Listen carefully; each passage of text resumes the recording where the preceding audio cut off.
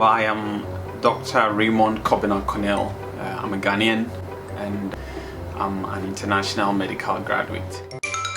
My experience of getting into medical school probably wasn't that of every other person. So initially, I've always thought of, look, being a surgeon, probably been going into the military with my medical experience. But along the line, things would change. So I initially went into pharmacy, ready for 1 year. Then after the chance came that, look, I could actually read medicine. So it was with the help of a friend who suggested that, look, there is this vacancy in China, and I just grabbed the opportunity, and yeah, it became a great experience. The process wasn't as gruesome as maybe some others, so mine was smooth. Yeah, but with time, everything was sinking, and I was getting ready for culture shock, because you hear a lot of things about China, and yeah, I thought probably I'll get to a place where I wouldn't say that I had crazy much expectations of medical school. I was more or less like, look, just go and experience whatever it is. So I wouldn't say that, look, I had a preset idea of, okay, this is how medical school should be, and probably it's a negative initially, because you don't have so much of set goals before you that, look, this is what you expected, this is what you should learn at this level. But with time, I'll gain grounds, and then yeah, I'll get to enjoy the experience. First year, awesome. I enjoyed it. Like, all the subjects were really okay for me. Probably to some extent though, I did feel like sometimes it wasn't that challenging. Yeah, so it made me a little terrified or a little worried, because I was like, look, it should be way harder than I'm experiencing. So yeah, but first year was awesome, and also the new experiences. And for us in China, I don't know many other places though, but yeah, obviously you have to learn the Chinese language, the medical Chinese and all of them came really easy for me. So yeah, that was okay. Second year, horrible.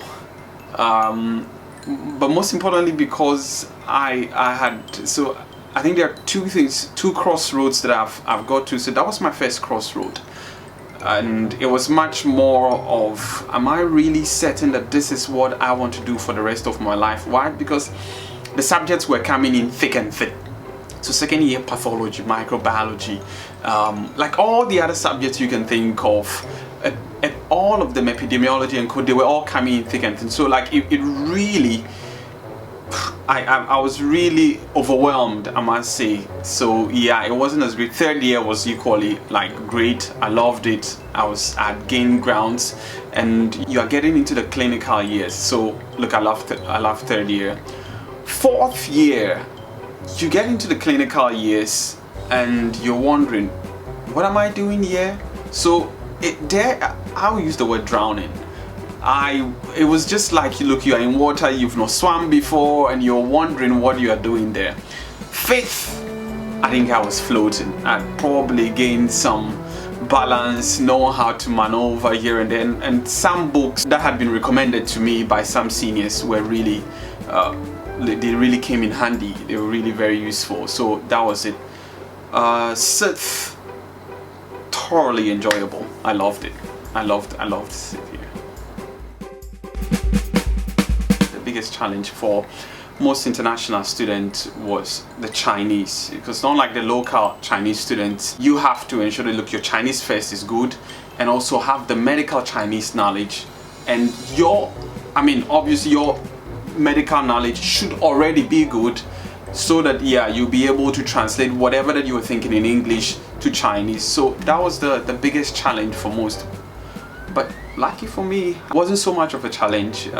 It was more about the experiences that we had, and sometimes the patient is much more intrigued about being asked history by international students than we at what we are doing. So there are a lot of distractions when it comes to being at the hospital, but generally, look, when you stay focused, I believe that, look,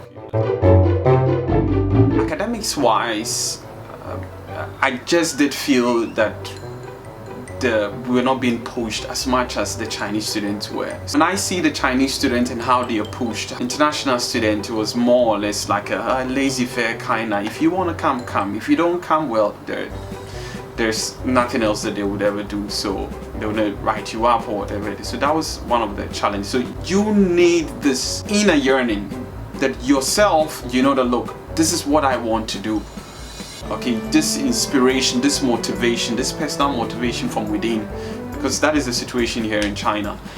Another challenge though, that probably, I mean, during my clinical years, academics wise, I don't think I had so much of a challenge, but the clinical years, sometimes probably skin color and all.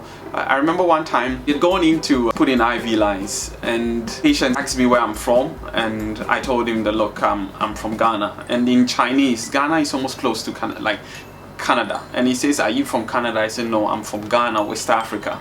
I actually intentionally stressed that the patient insisted he's not going to allow me putting the IV line. But I would say thank you to, look, the head nurse in that department. Awesome. Why? She said, look, if you don't let Raymond put in the IV lines, no one in this department is putting it in for you.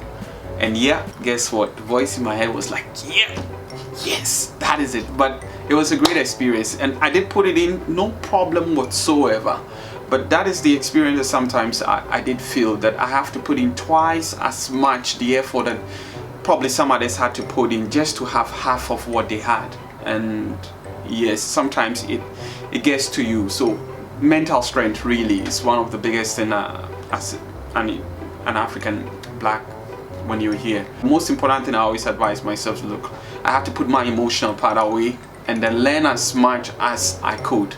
There's some teachers though that their English wasn't that great, so they did shy away from teaching international students. What I did was, my Chinese was great, but most importantly, if they had any challenge, I told them no, it shouldn't be awkward. I will check whatever they say and then translate it, and if I had to learn and get back to them, I will, because some really English was not good, but their clinical knowledge, I tell you, was just so great. So I didn't miss any opportunity. Anyone, I just grabbed it.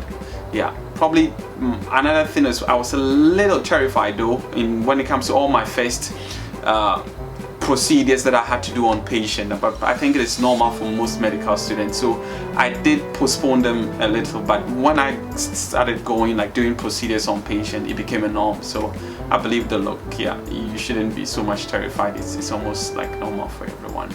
Yeah,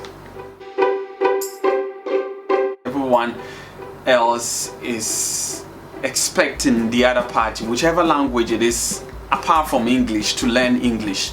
But look, I believe that if you're going to go to another country which speaks entirely different language, you ought to learn it. You have to put yourself, because why? You're going to be a lot of patients who do not necessarily speak English or are that good in English, and you don't want to take history that is sort of like the main complaint, all because of language barrier. So I believe that, look, people have to put their guard down a little. Generally, they have to sit their bottom down and learn the language. I came to China without knowing any single word. Colleagues had been here probably years or learning Chinese, but look, I put my bottom down and I learned it. It's sometimes, it doesn't ever come easy. No, nothing. If it's ever easy, then everyone will do it. Also because the preconceived idea that Chinese is difficult, most people come here already with the thought that, look, yeah, this is really gonna be tough. But yeah, generally, I believe that people really have to change that perception and then understand that China is no more or less a country than any other.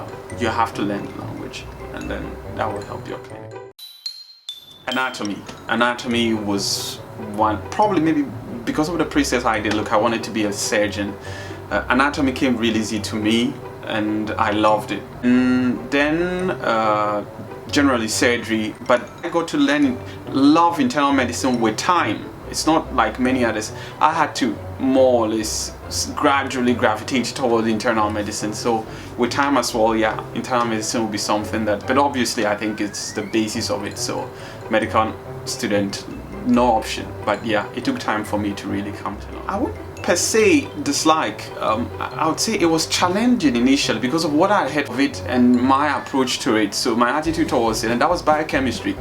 My attitude towards it, the first time that we learned them, it wasn't probably the best, also because of what I've heard initially. So I really lagged there. But in later years, after reviewing it, look, it's a great subject. Yeah, so I wasn't so much a fan of it at that time. And then pathology maybe, but generally not so much of any subject that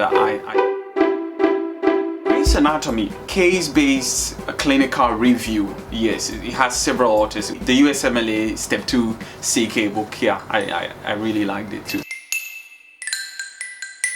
In the first year, I had a teacher called Delarge. He was great. Another one as well was our organic chemistry teacher. She was one of my favorite as well. Teachers that I rotated under during my internship. Gynecology, it was great. I had to learn a lot there. She's fantastic. Cardio, Liu Jun, he was also great. Teaching as well took me for infectious diseases. Yes, there was so much to learn in that department as well. And my current professor, Professor Tan, he's probably that man that, look, if you are a student, maybe you would not really like to be under him, but if you are a patient, that is the doctor you would choose, because he really is on the student and everyone has to, look, work to the extent that everything is detailed. So yeah, and he's really influenced my life when it comes to medicine and then looking after patients. So yeah, those are my, I call it at the crossroads, or my crossroads, and these were moments that I think it happened once in second year and later on as well, almost when I was done with med school.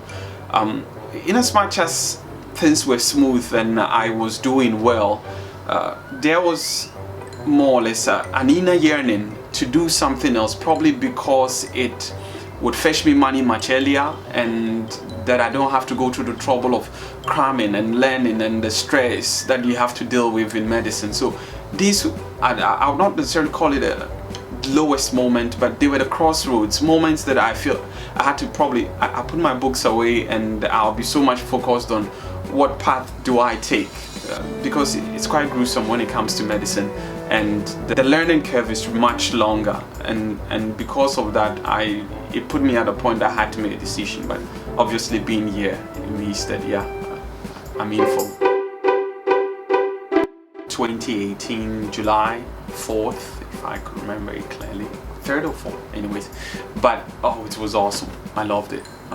I still remember that day till date. It's one of the finest days I've ever had. During the medical school, I saw a lot of people really looking forward to this day.